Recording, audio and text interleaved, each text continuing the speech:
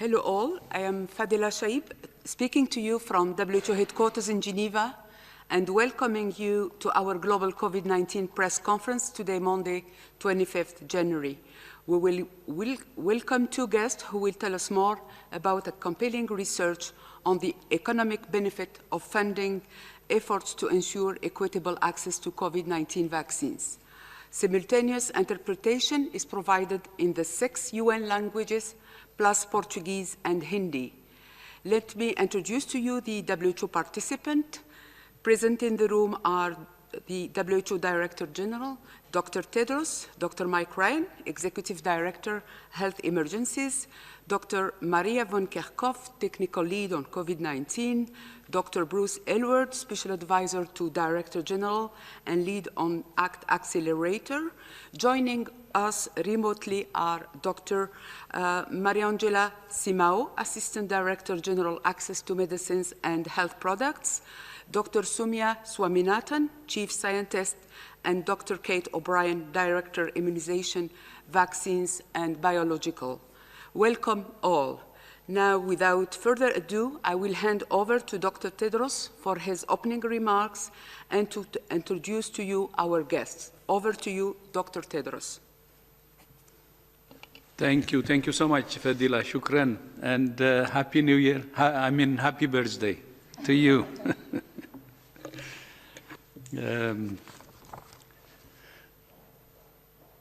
Over the past year, actually, our staff are working very hard. And no birthday, no New Year, no break. So Fadila is one of the examples. And again, happy birthday, our sister. Shukran. Good. Thank you. It's Sophia's birthday. Okay. And it's a birthday for another colleague of ours, Sophia, who is in the room. So happy birthday to both of you, Fadila and Sophia. Good morning, good afternoon, and good evening. A year ago today, fewer than 1,500 cases of COVID-19 had been reported to WHO, including just 20 cases outside China. This week, we expect to reach 100 million reported cases. Numbers can make us numb to what they represent. Every death is someone's parent, someone's partner, someone's child, someone's friend. Our response must be twofold: to mourn those we have lost, and to resolve that each one of us will do everything we can to stop transmission and save lives. Vaccines are giving us hope, which is why every life we lose now is even more tragic. We must take heart, take hope, and take action. I have called for vaccination of health workers and older people to be underway in all countries within the first 100 days of the year. But there is so much we can all do to navigate our way out of this pandemic. While we all wait our turn to be vaccinated, physical distancing, avoiding crowds, masks, hand hygiene, ventilation, and more. You might be sick of hearing it. You might be sick of doing it. But this virus is not sick of us. Please do your part for yourself and for others. As I said, numbers can be dehumanizing. But behind every number is a person, a story. One of the ways WHO is helping to tell stories about health is through the WHO Health for All Film Festival.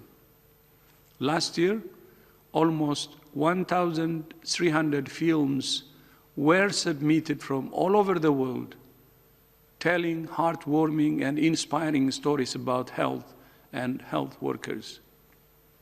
This year, we're inviting entries in 3 categories, matching each of WHO's 3 strategic priorities: universal health coverage, health emergencies, and better health and well-being. More details about the categories and the festival are available on our website. As a reminder, the deadline for submitting films for this year's festival is this Saturday, the 30th of January.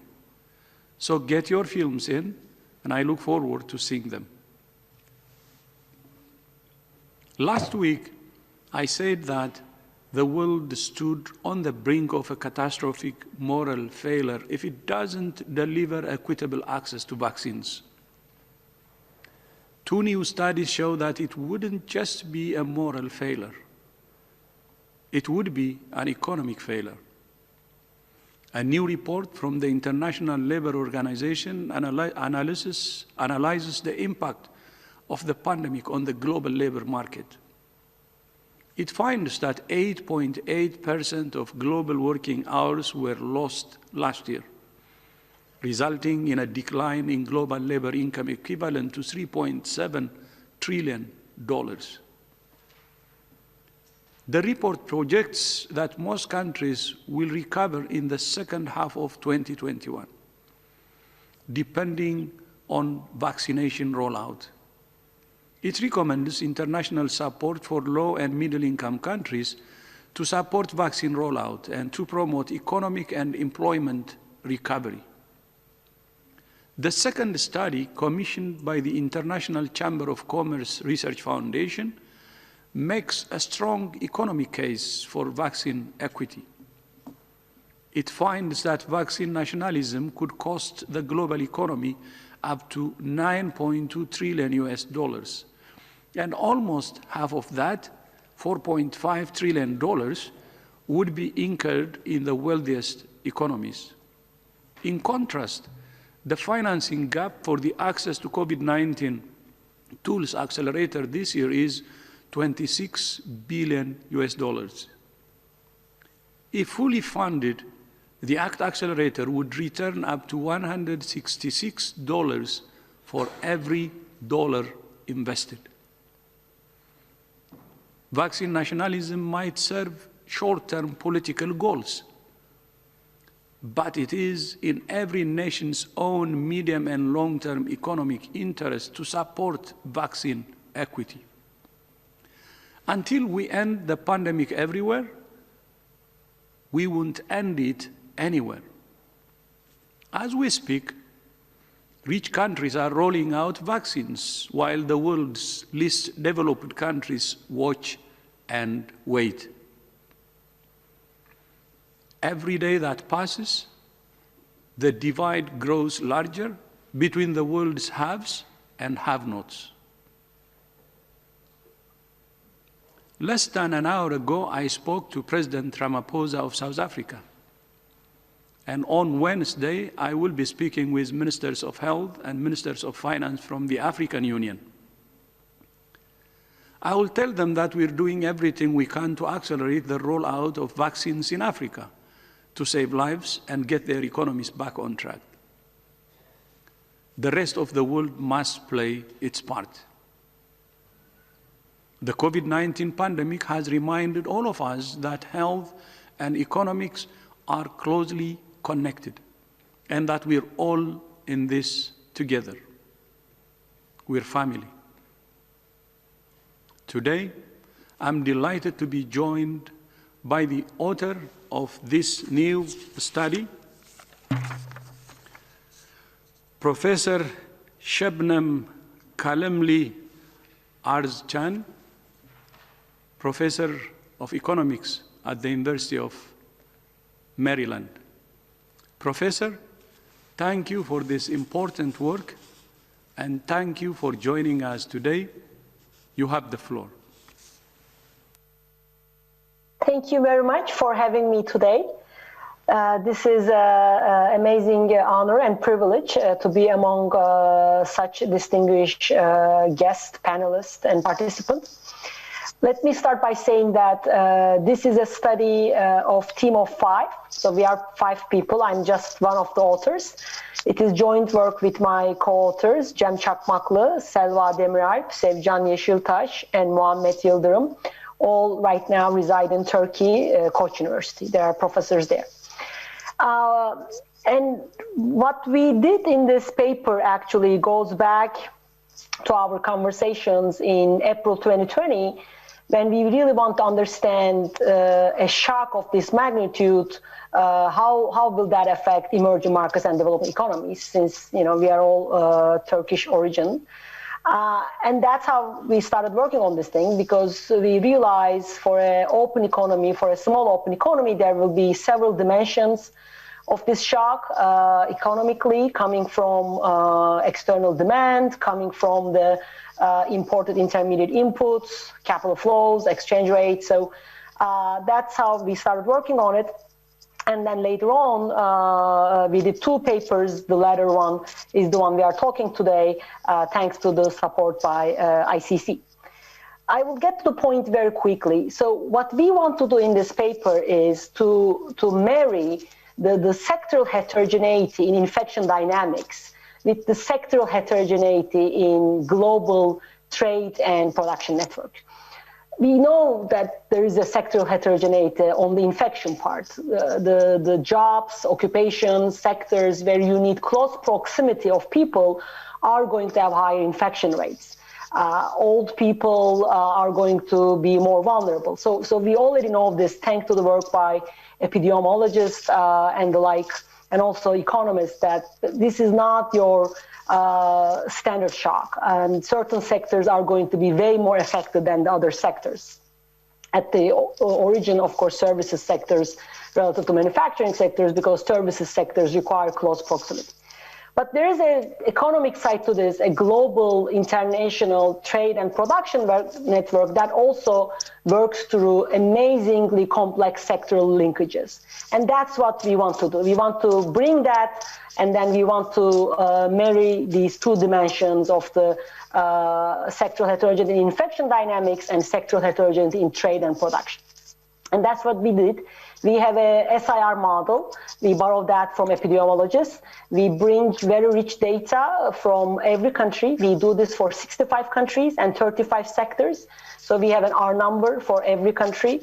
And then we combine that epidemiological side using real-time data on infection dynamics from WHO, from Johns Hopkins University, combining that with the economic data on trade and production networks. That comes from OECD on multi-country, multi-sector economic linkages.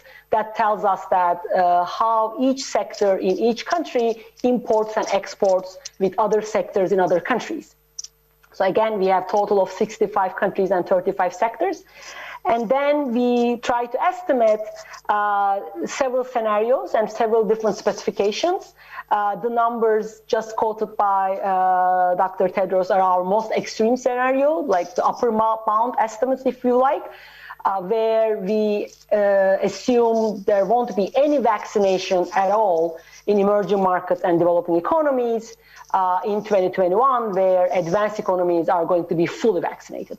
I mean, this maybe not that realistic. So we work out other scenarios in the paper too, where there might be some vaccination in emerging market developing economies, still more vaccinations in advanced economies. But the point here is that even you achieve universal vaccination in advanced economies, meaning your restaurants are open, your life back to normal, right? Your services sectors are going to work fine.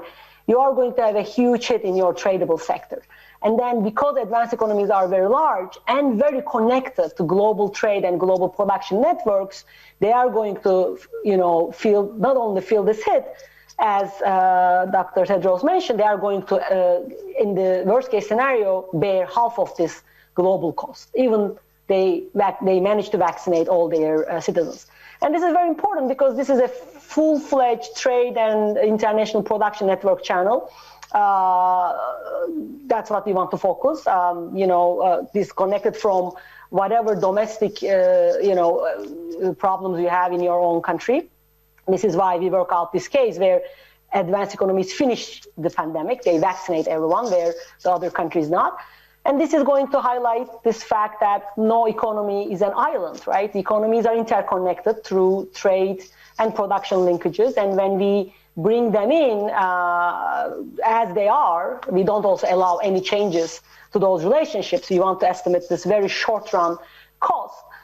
Then there will be important economic costs, even for the countries who are vaccinated, which would be the advanced economies, which is why we emphasize the economic side of an equitable global vaccine distribution by making sure vaccinations are done also in emerging markets and developing economies so that the global economy can recover as a whole.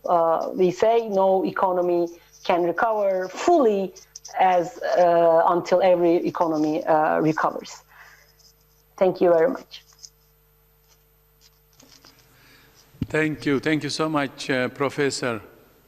It's my sincere wish that all governments pay careful attention to this study. The study was commissioned by the Research Foundation of the International Chamber of Commerce, which represents more than 45 million companies in over 100 countries. Today, I'm very pleased to welcome John Denton, the Secretary General of the International Chamber of Commerce. John, you have the floor.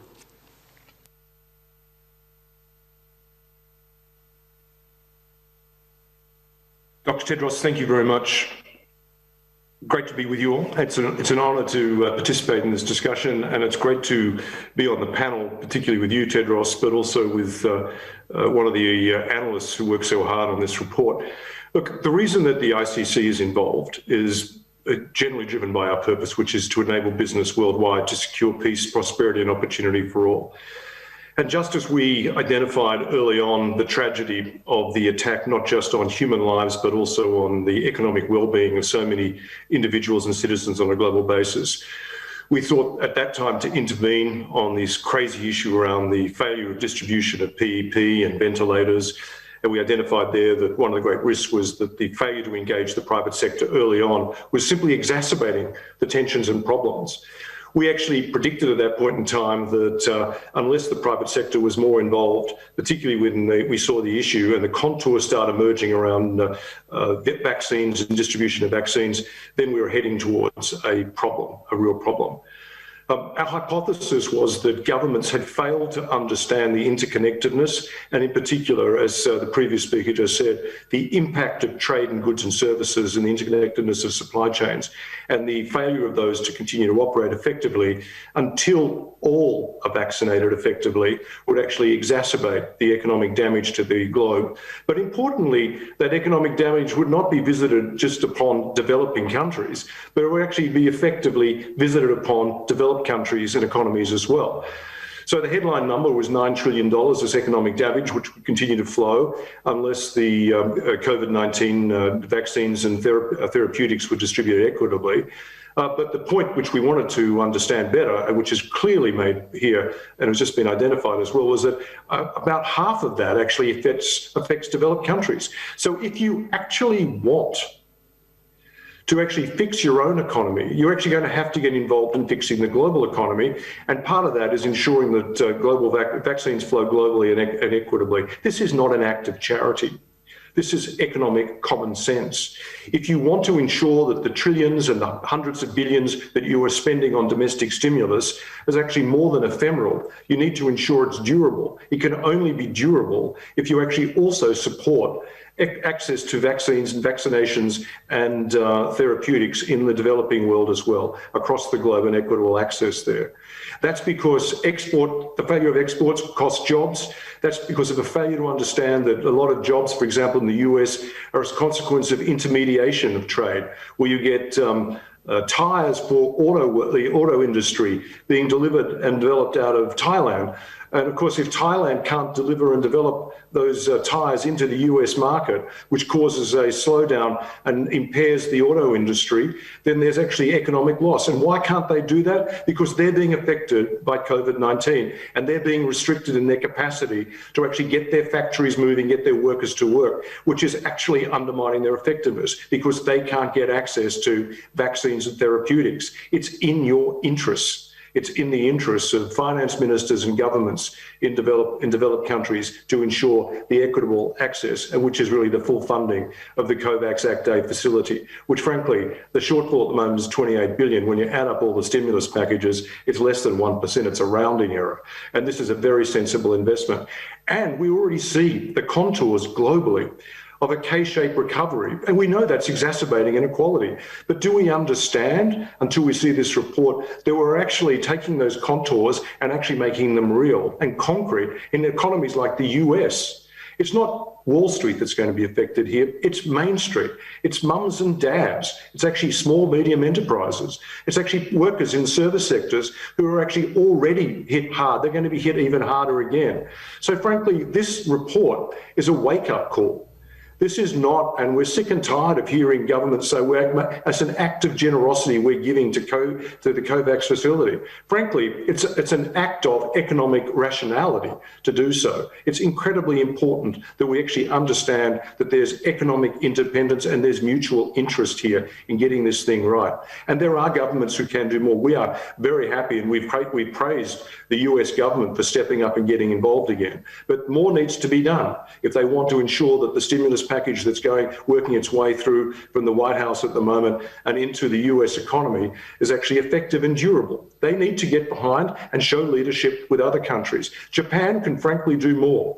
Canada can do more. Australia can do more. The constituent members of the European Union must do more as well. Wealthy countries, this is not an act of generosity. If you want to ensure a durable recovery in your economies, you need to step up and actually pay up and help here. Because the developing world stands ready and willing to actually distribute the vaccines and vaccinations and therapeutics. They simply need access to them, and that's where the Act A facilitator comes in. So we welcome the opportunity to participate. The private sector is stepping up, as we have on issues like global mobility, where we not only talked about it, we developed tools like digital authentication to ensure that we can risk manage access to global travel again and get the economies moving, which is why we created ICC AOK Pass. We do practical stuff, we set policy, we set standards. The private sector is committed to enabling business worldwide to secure peace, prosperity and opportunity for all. And this report is an important part of shifting the policy framework to understand that funding COVAX Accelerator A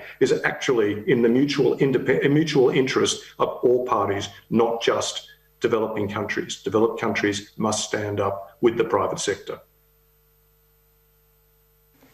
Thank you, John. Maybe to quote you, this is not charity, it's an economic common sense. Thank you so much indeed, and thank you for your partnership and support over the past year. With that, Fadila, back to you, and happy birthday again to you and Sophie. Thank you, Dr. Tedros. I will open now the floor to questions from journalists. I remind you that you need to raise your hand. Use the raise your hand icon in order to get in the queue, and please don't forget to unmute yourself. I will start by giving the floor to Politico, Ashley Furlong. Ashley, can you hear me? Thanks, Fadila. Can you hear me? Very well. Go ahead, please. Thank you. My question is about the deal announced on Friday between COVAX and Pfizer and BioNTech for 40 million doses of their vaccine. That number seems quite small to me, given the size of the other deals that have already been made for this vaccine. We've seen the EU has reserved 600 million doses. The US has 200 million. I want to know if you could explain that discrepancy. And would you also be able to explain how this sort of limited number of doses will be prioritized across countries participating in the COVAX facility? Thank you. Thank you, Ashley. Just looking who can answer this question. Dr. Bruce Aylward will take this question. Thank you very much, Ashley. One of the most important things as the COVAX facility put together its portfolio of vaccines, just like they were put together in, for example, the European Union and other places, was to ensure that you had a diversity of products that you could rely on both today but also in the future.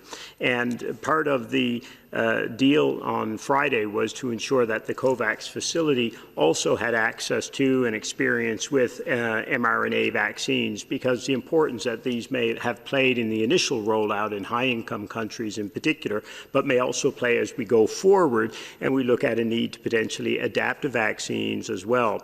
But there's a few things to realize in putting this deal in place, even with relatively small doses of vaccines, because this is a vaccine that we anticipate, because it's already licensed, already in use. We already have recommendations from the World Health Organization on how to use it globally, that this could be launched very, very rapidly and earlier possibly than some of the other products that are currently available. By rolling this out, even in small quantities, there's multiple major advantages. Number one, because you'll remember, Ashley, even in the Western countries, the Pfizer vaccine was rolled out with very small quantities initially. But what that does is it gets the whole system working. It gets your indemnification process in place, your no-fault compensation processes, your cold chain in place, your training in place, all the other things that will be absolutely vital to the products that come before it. The other thing was, even with a relatively small number of doses, and we looked at this quite closely, it was clear that we could make a real difference in protecting some of the most highly exposed, highly at-risk healthcare workers, particularly in some of the AMC countries that the facility serves. And then the other important element of it was, by having a framework agreement in place with Pfizer for this important vaccine, because remember, of all the countries that are currently vaccinating, which are over 50 now, more than 45 of those countries are actually using the Pfizer vaccine. And after that, the next one is much, much fewer, down around 6 or 7 countries. So what the other big advantage by putting the framework agreement in place is that we can then open the door to donations in a much more potentially, let's say, seamless manner with other countries that currently have contracts with and substantial quantities of the Pfizer vaccine. So there's multiple advantages, from the experience we will get, the learning experience, the protection to this vital health worker infrastructure in low-income countries, which is highly exposed, obviously, opens the door to donations, et cetera. Now, in terms of where it would be used first, back on the 6th of January, the head of the COVAX facility actually wrote out to all the participating countries, all 190 countries, explained that we would have access, we were negotiating to have access to the Pfizer product, and then invited countries that might like to be part of a very early small-scale rollout as part of, like I said, a learning and risk reduction activity. So we've now received applications from a number of countries that are interested to do that. There is a large readiness assessment ongoing to see who has the infrastructure and requirements in place to be able to use that product. And then over the coming week or week plus, there will be a process then to try and look at what is the best order of countries to roll out the product. So that'll take place through the what's called the allocation mechanism of the COVAX facility. So by starting with this product, an awful lot of learnings, and to really make sure the system can move the larger doses of other products that we expect will come in right behind it in February. Thank you. Dr. O'Brien, you have the floor. Yeah, just to add to Bruce's really comprehensive reply to that, I think it's also really important to recognize that the deals that the facility is doing right now are based on the projection of the target for 2021, which was 2 billion doses. And so it is that mix of the portfolio for 2 billion. But that aspiration, which we have achieved for 2 billion, is not the end of the COVAX role and the COVAX facility. I think it's becoming very clear that as many countries are aspiring to do, is that coverage beyond 20%. 20% was always the target for those most essential groups. And the COVAX facility is really the means for global allocation of vaccines beyond 20%. And I think that's really the message that is very clear, that this was the minimum. And so putting in place a contract with Pfizer to get started with doses, especially as the mix of products continues to mature, is a means also to expand that the number of doses and the proportion coverage through donations and by raising additional funds through additional volumes. Thank you. Thank you. I would like now to invite Nina Larsen from IFP to ask the next question. Nina, can you hear me? Yes, thanks, Fadela. Can you hear me? Yes, very well. Go ahead, please. Thank you. Thanks for taking my question. I had a question about the Olympics. The French National Olympic Committee said today that it would be extremely difficult for athletes to participate in the Tokyo Olympics if not vaccinated. So I was wondering if you think athletes should, in any case, be prioritized for vaccines to allow the Olympics to go ahead. Thank you. Thank you, Nina. Dr. Ryan? Thank you for the question.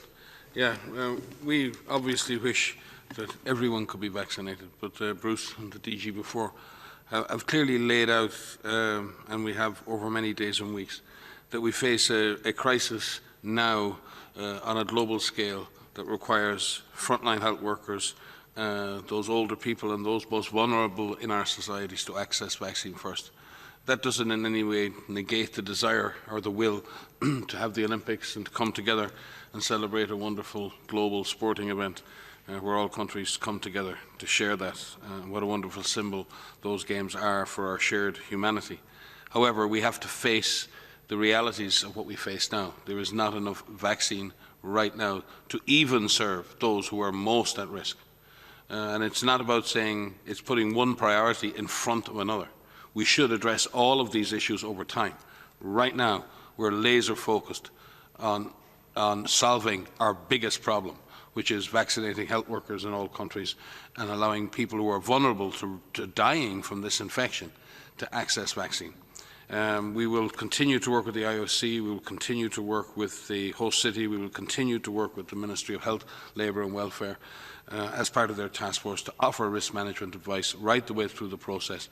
The final decision on the risk management measures for the Olympics and the final decision regarding the Olympics themselves is a decision for the IOC and for the Japanese authorities. Dr. Aylward? Thanks, Fadela. And just to further to Mike's point, this is not an issue about the Olympics. It's about an issue of how we use a scarce resource to try and combat what has been one of the most devastating, obviously, health crises of our time. And it has been disproportionately affecting certain parts of our populations. Our healthcare workers, as Mike said, have been, in some places, devastated by the numbers of them who have been infected and severely ill or even died as a result.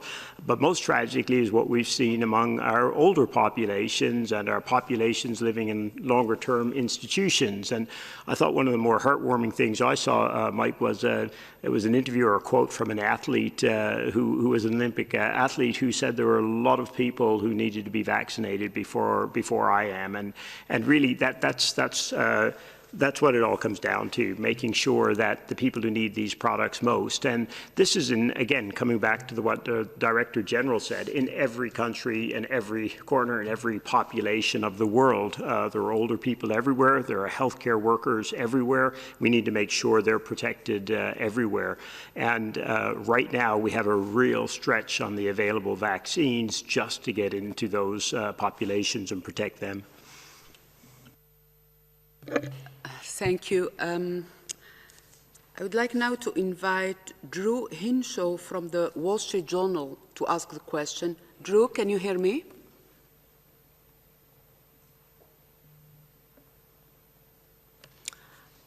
Drew? Yeah, I can hear you just fine. Buddy, can you hear me now? Yes, yes, go ahead, everybody please. hear me okay? Great, thanks. I just was hoping to have when we talk about, my question is kind of about Europe, specifically about Europe, if I can focus on the EU region, just to provide some specificity when we say wealthier markets are recovering in the second half of 2021, because even with all the resources that the EU has here, we're a month into vaccination. France, Germany have barely vaccinated more than 1% of their population. And some of that is supply constraints, but as you guys have noted, those constraints remain extremely tight for the foreseeable future. Then you have 30–40% of people who, in poll after poll, refuse to get vaccinated. So I guess when we talk about Europe or the global North recovering, how much do we mean that is transmission would be at zero? I mean, I guess my question is, how would you rate the likelihood that this disease will remain endemic to Europe even at the current rate of vaccination? Thanks. Thank you. We have several questions here. Let's try to address them all. Just address the issue of endemicity, the issues around vaccines and other things. I think there's always a risk that any disease will become endemic to human populations. In fact, that is the history of epidemic diseases in humans. We very often are affected in the first waves of a new infection with high-impact epidemics. They've gone back through history. Very often the disease, and this is a sad fact, that the disease in historical terms very often killed many, many people. And then as the disease moved into younger people, as older people became immune, the only new susceptibles were in younger kids as they were born. And that's why we've seen many diseases become diseases of childhood, because in effect the diseases have moved into those age groups and continued to kill over centuries. The issue for us in terms of looking at endemicity regarding a disease like COVID is that there are a number of factors that would allow us to believe that such a disease could be eradicated. However, there's a number of factors right now that we face, and there are headwinds. One is the absolute presence of the disease in so many countries, the fact that we're not seemingly able to implement comprehensive long-term measures to contain and control the disease. The availability of vaccines right now is not optimal, and in that sense, the current availability and for the foreseeable future, the coverage of vaccines will not reach a point where it will stop transmission, not necessarily. So we're likely to have continued transmission. The advantage we have right now, based on the targets that the vaccine has in terms of its efficacy, is we can significantly and very, very greatly reduce mortality, reduce severe illness, reduce the impact this has in our societies and on our loved ones and on those who are most vulnerable. And in that sense, we can return to normal life. Will this disease continue to transmit? Most likely for a long time. Unless we find the kind of compliance and the kind of vaccine coverage that will be required to achieve that. If vaccine coverage lags behind, particularly in younger adults, then yes, we will struggle to eradicate this disease. But remember, we've only ever eradicated one disease on this planet, smallpox. And we're struggling against polio, and we're struggling to eliminate measles. So the availability of a vaccine, the availability of the will to eradicate or eliminate, does not guarantee success. So I don't believe we should start setting elimination or eradication of this virus as the bar for success. That is not the bar for success. The bar for success is reducing the capacity of this virus to kill, to put people in hospital, to destroy our economic and social lives. We have to reach a point where we're in control of the virus. The virus is not in control of us, and that we have countermeasures in place that keep the capacity of this virus to cause harm to a minimum level, and we are back in control. I would look at that as success. If we look to eradication as the measure of success, I think we're going to struggle. Bruce? Thanks, Mike. Listening to the questions, I was just trying to untangle it like Mike was a little bit. But really the question, the way I heard it was, how much do we expect vaccines may change the shape of this epidemic or this pandemic? In some ways we don't know, but what we do know in 2021 is that we should be able to substantially change the human cost of this crisis through the use of vaccines.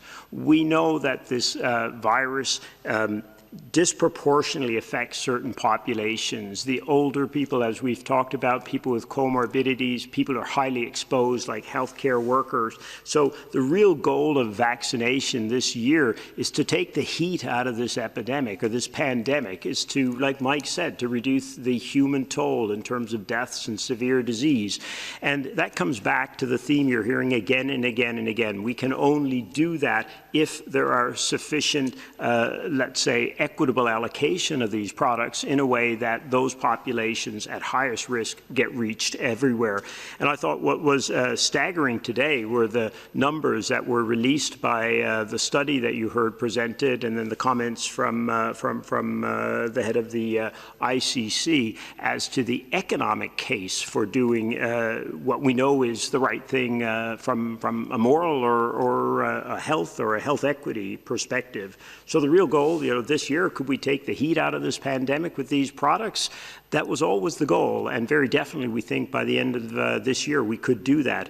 But it is going to take making some tough choices about how we equitably allocate and use what is right now a scarce product, and will be for some months to come. Thank you, Bruce. This is a good bridge. Inviting now our experts to answer the economic angle of this Wall Street Journal question. Professor Sebham, do you want to answer? And Dr. John and Mr. John Denton, you will have the floor too. Over to you. Sure.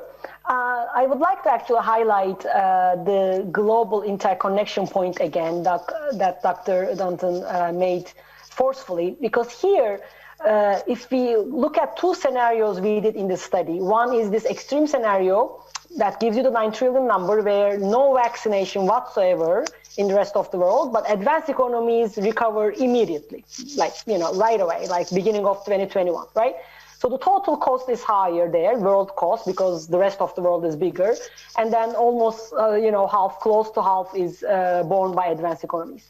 Now, we go to a more realistic scenario we worked out. Advanced economies still have the disease in 2021, going back to the question from Wall Street Journal, but we still assume that they are done with vaccination mid-2021. And by the end of 2021, early 2022, half of emerging market and developing economies population vaccinated. So, I mean, this might be, there's more realism to this. We might not be there by end of 2021, but in this scenario, there's still disease going on in advanced economies half of the year. Very interestingly, the global costs go down, right? I mean, you go down actually from 9 to 4, but also very interestingly, the share advanced economies bear go up. Why is that? Because in this scenario now we allow some vaccination also in emerging market and developing economies. That helps to the exports and imports of advanced economies. And advanced economies are larger, so the world costs go down. But they are going to bear a higher share because now they also have to deal with the disease in their own economy. So these global interconnections, both on the export side and also imported intermediate input side, can be really, really important in amplifying economic costs.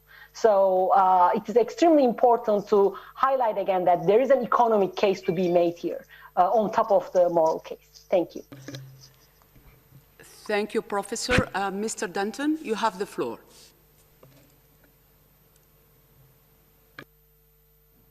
Thanks very much.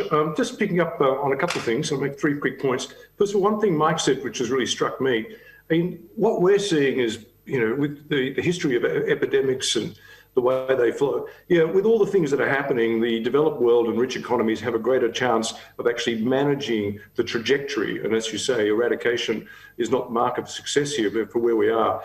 But what we're really worried about, without the equitable distribution, it's developing countries. And the history is they will not be able to manage that trajectory. And so you will actually end up potentially with a managed trajectory in the north, but actually an unmanaged trajectory in the south. And this is a real concern. It will simply exacerbate, particularly with the new variants coming in and the speed with which they're moving.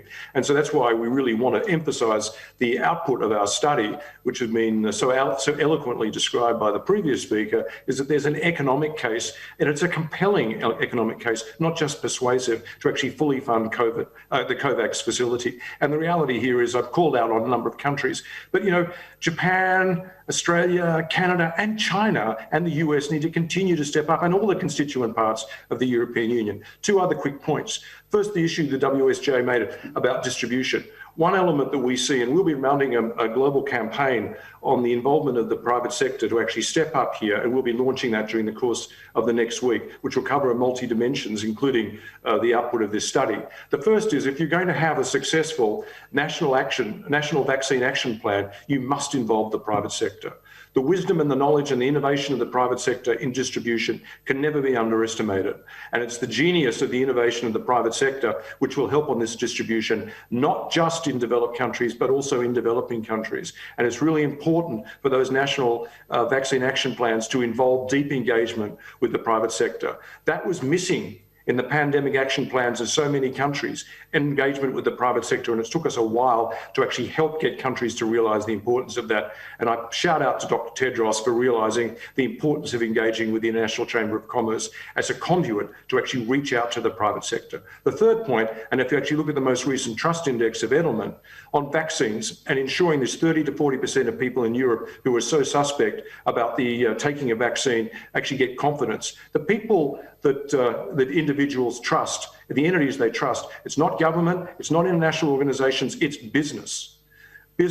People have trust and confidence, and we want to use that trust and confidence to help individuals and citizens understand the importance of accessing and actually utilising vaccinations as well. And that will be part of the ICC's global campaign involving the private sector on a continual basis in the actual debate and the implementation of an effective, fair and equitable distribution of vaccinations and vaccines across the globe.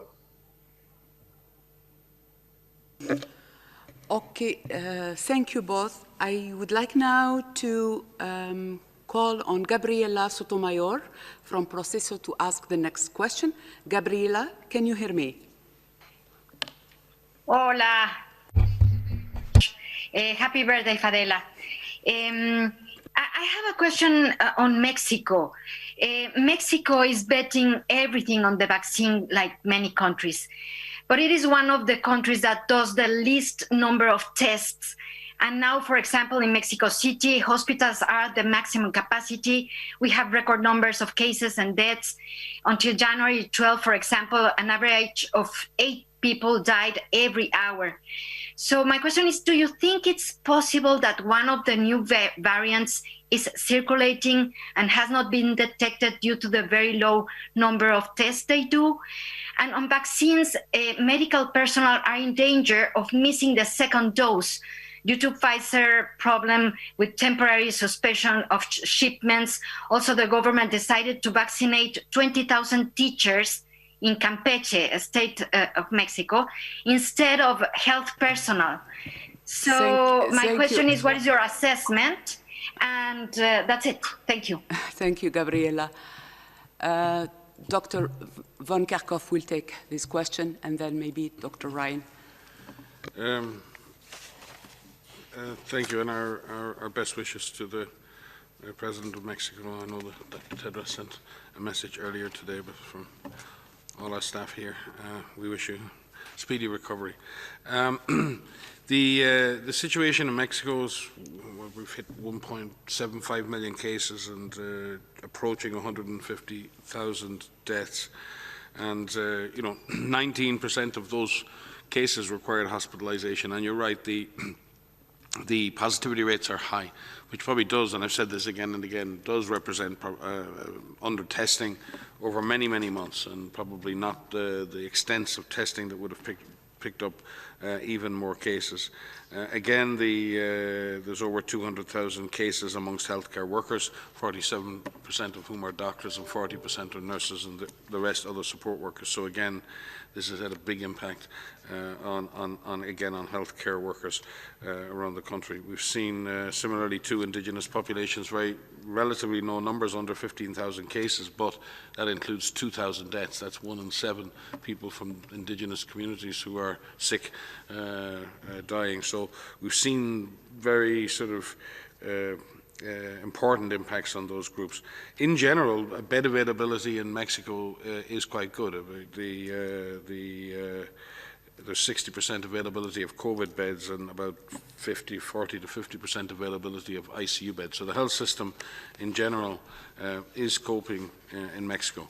With regard to vaccination policies, I think Bruce may speak to this. All countries are struggling with the issue of getting vaccine and then deciding the scheduling and whether they go for giving 1 dose to everybody and then trying to delay the second dose a little.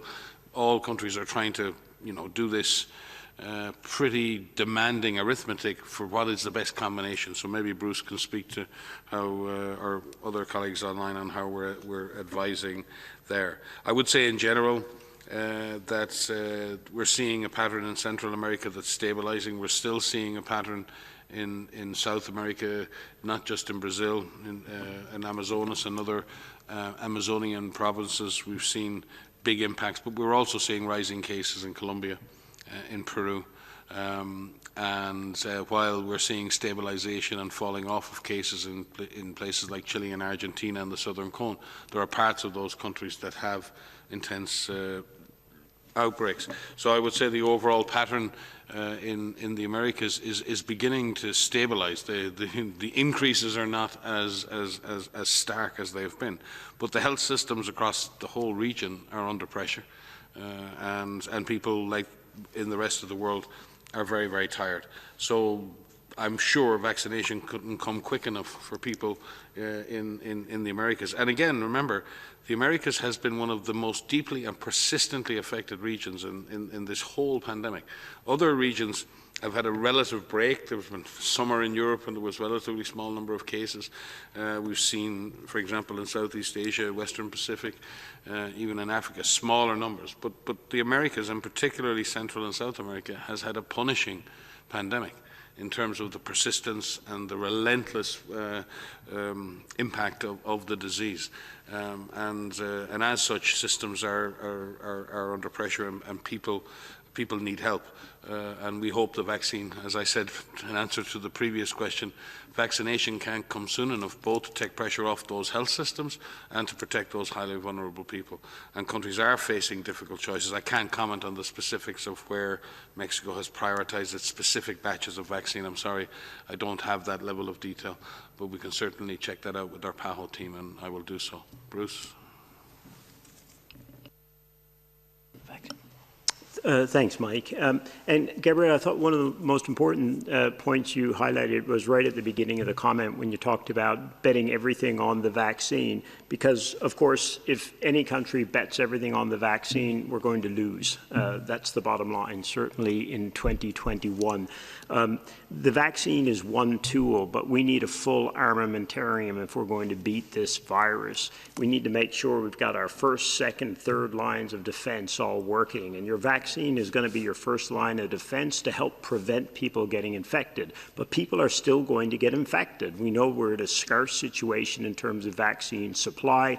You've got a virus that's changing all the time. You've got suboptimal uptake and hesitancy with the vaccine. There are many, many issues that will affect coverage and the ultimate protection from the vaccines. So that makes essential the second line of defense. You've got to be able to test, find that infection so that you can isolate people who are infected, quarantine those who are in close contact, and then you have to have your third line of defense. You've got to have the ability to treat and give high-quality care with oxygen, dexamethasone, other life-saving therapies that we know can really, really reduce the rate of death to this disease. So now, I mean, the good news in 2021 is we've got vaccines, we've got new rapid diagnostic tests that we know work. We know the combination of corticosteroids corticosteroids and oxygen and other interventions can substantially reduce the probability of dying. So we have an extraordinary armamentarium when you compare us to where we were,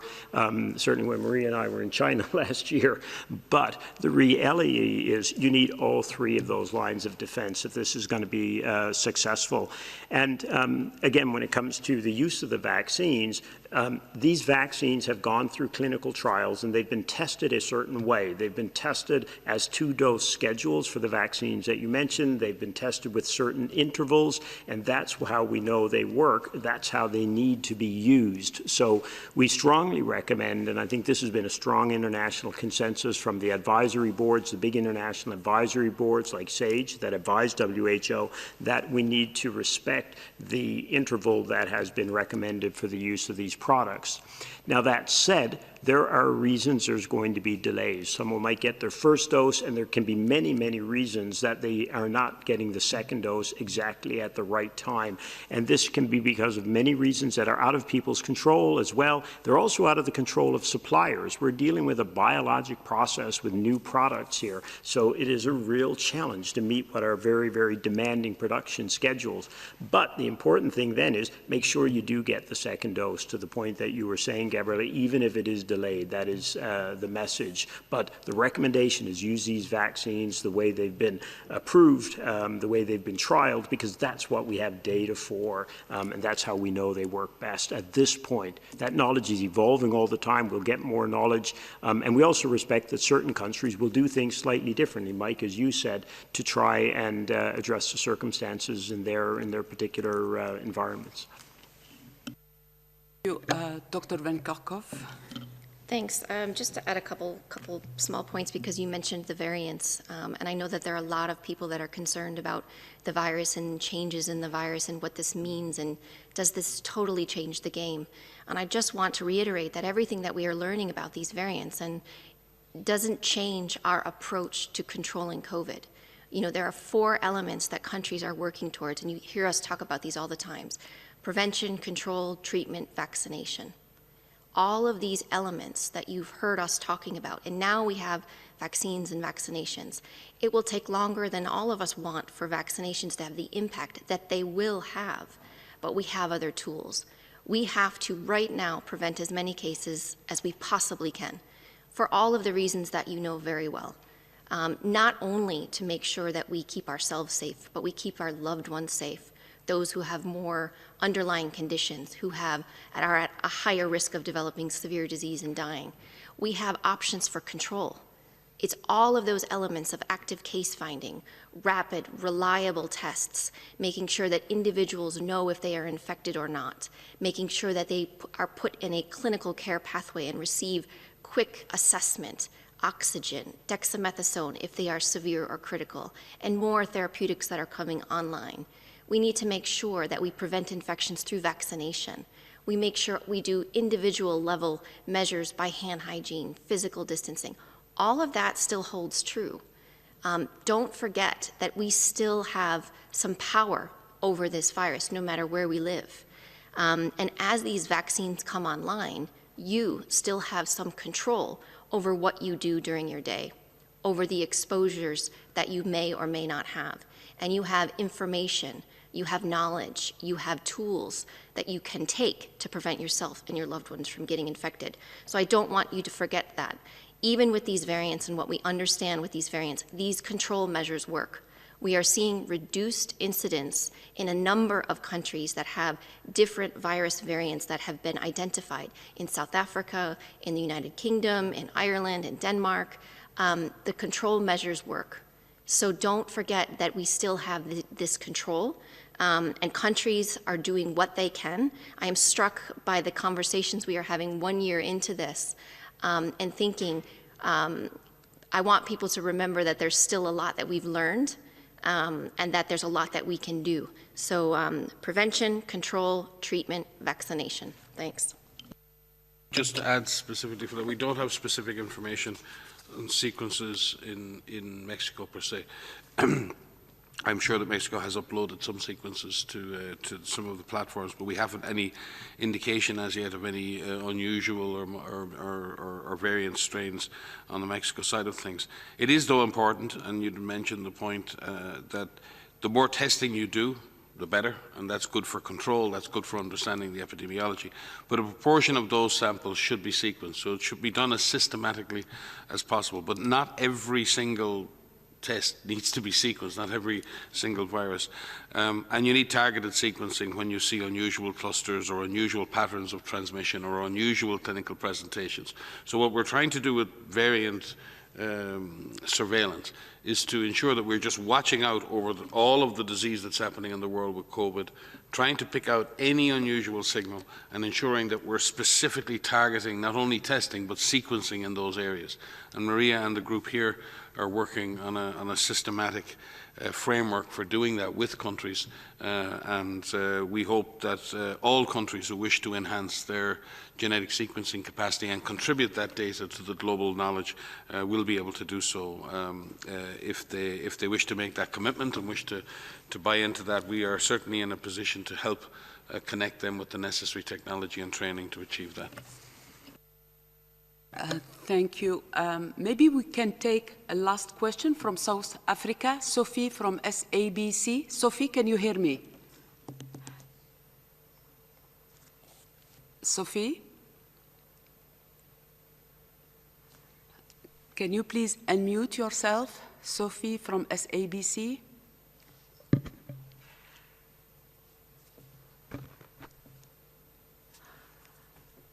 Sophie?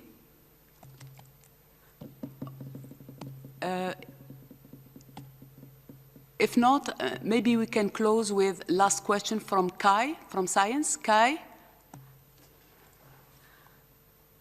Yes, thank you very much for taking the question. It follows neatly from the last one. I wanted to ask, Moderna announced today some good results in terms of efficacy of their vaccine against the South African variant and the UK variant. But they also said that they were working on updating, on developing a booster shot, essentially both based on the normal virus and based on the variant that was first described in South Africa. I would just like to get an opinion from WHO on, what would you like to see from other manufacturers in terms of doing this? And is the regulatory approval, do you feel like it is clear what the regulatory approval will be if indeed it becomes necessary to update a vaccine? Thank you, Kai. Dr. Aylward? Yeah, hi, Kai. That's a great question. And in fact, one of the things that we're doing right this week in the area of the ACT Accelerator is we're revising the whole strategic plan, or refreshing it, let's say, in light of what's going to be necessary in 2021. And some of the big drivers of that, of course, are the increasing detection of the mutations, the variants that we're seeing, the variants of concern, let's say, with the particularly the changes in the spike protein. The other big driver, of course, that we're working against is just that demand for vaccines. So these are the big things affecting the work. And while our first priority going forward is going to be the rollout of the vaccines that we have, because as you've reinforced and as Maria said earlier, we know that these are working against the variants at this point. So the important thing is to get those things out, as much coverage as possible, protect as many people as possible. But the second priority that we're building into that is how we bolster the whole R&D agenda. And it's really the agenda across the research and development, across the product assessment work that we do, and then, of course, the regulatory pathways work, exactly to the point that you mentioned, Kai, because what we have to define is what is the regulatory pathway, if necessary, for strain changes. So that's exactly the program of work that's kicking off right now. And in terms of from from the manufacturer side, what we're going to be looking for is the same kind of collaboration in the early stages of this disease that we saw last year, where there was a great sharing of information, and alignment around what are the assays we're going to be using, what are the correlates of protection, what are going to be the key strains that we'll be using. So all of that you want to get as standardized as possible, and then the trial design standardized, et cetera, so that you can compare across products as well. So I think we're going to be going into a period where we'll want to be seeing even more collaboration across producers to try and then together look at how do we both assess the changing environment we're in with the variants, but then also how we respond to it in terms of the R&D, product assessment work, regulatory work when it comes to strain changes. So very much at an early stage in that, but fantastic that Moderna and others are already looking at what does it actually mean for their products as they go forward. Because, as we've seen over the last year, and science has done an extraordinary job in this crisis. And again, to the point that Maria made a little bit earlier, variants of concern are there indeed, but I think we've got the science now, if we harness it properly, to stay in front of it as the nature of this pandemic and the virus unfold. Thanks. I just want to take it a step up from that as well, because it does link to this monitoring framework that we are establishing, and then linking to exactly what Bruce just described. What we're trying to do is working with partners around the world to make sure that we have an enhanced system to detect a change in the virus when it emerges. But we also want to be more proactive. So if we're looking at different types of mutations that we are seeing, we want to look at combinations, and we are seeing some of these in different variants identified in different countries. Those need to be evaluated properly. So we're doing this through enhanced epidemiologic surveillance around the world, making sure that we have robust systems to track this virus and who is infected with this virus. So first and foremost, we can reduce transmission, but also so that we can look for any changes, any significant changes in transmission where we wouldn't expect it. For example, in an area where interventions are in place and we're still seeing transmission. That was how the United Kingdom identified their virus variant in December, November and December. But also if there's a change in severity. We want to increase sequencing surveillance around the world, and we have incredible sequencing surveillance increased over the last year, but that needs to be stronger. So we're looking to leverage existing systems, and we already are doing so we're not starting from scratch. We have the GISRIS flu network, global network, in which 89 labs are currently doing full genome sequencing for SARS-CoV-2 already, and we want to increase that. We're very thankful for our flu partners. We have the SARS-CoV-2 network, many of which are overlapping with the flu network, of course. We want to harness the expertise of the polio networks, our HIV networks, our TB networks, because there are systems in countries that can do sequencing. And the more sequencing we have, the more sequences that can be shared. So in addition to doing that, we are working with our partners to share those sequences on platforms like GISAID, and others with metadata so that we can analyze them and carry out bioinformatics and phylogenetics. We have our virus evolution working group that is tracking each of these mutations and understanding and designing and collaborating on which lab studies need to be done. And this is just looking at mutations, looking at variants of interest, and then variants of concern. And then, of course, we need to link with the manufacturers, with the animal model working groups, and Bruce outlined what those studies need to look like. This is a process. This is something that needs to be done in a robust, in a transparent, in a coordinated manner. And we need to make sure that partners are being utilized to be able to carry this out. Again, we are leveraging existing systems. We're not starting from scratch. We have the R&D blueprint for epidemics. We held a meeting a few weeks ago to outline all of the studies that need to be done, again, in a coordinated manner. We had a meeting a few days later, again organized by the R&D blueprint, looking at vaccines. So this is something that will continue. This is something that will be enhanced over time. Viruses do change, but I go back to what I said previously. We still need to focus everything we can on preventing as many infections as we can while monitoring virus circulation globally. Thank you all. I would like now to hand over to Dr. Tedros for final comments. Over to you, Dr. Tedros.